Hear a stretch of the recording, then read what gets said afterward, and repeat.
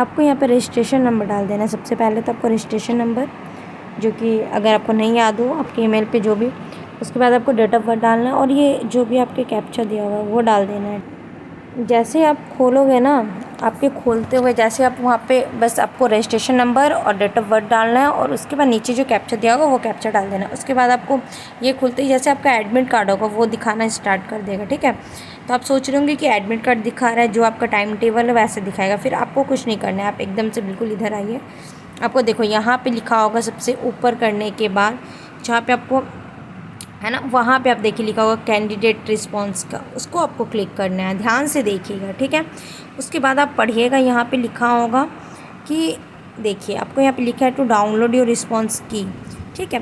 तो यहाँ से आपको यहाँ पे क्लिक हेयर है, उसको बटन को जैसे ही आप करोगे आपका आंसर की आ जाएगा और आप जो भी ये ग्रीन देख रहे हो या फिर जो भी, तो जो भी आप देख रहे हो जैसे कि ये जो ग्रीन है आपका वो ग्रीन, ठीक है, जो आंसर है वो है। और जो यहाँ पे ऑप्शन दिखाएगा जो आपने टिक किया हुआ है वो ऑप्शन दिखाएगा, और ग्रीन वाला सही ऑप्शन है जो बोर्ड की तरफ से है। तो आप उससे मैच करके अपना गिन सकते हो और देख सकते हो। वीडियो अच्छी लगे तो लाइक करें। Thank you.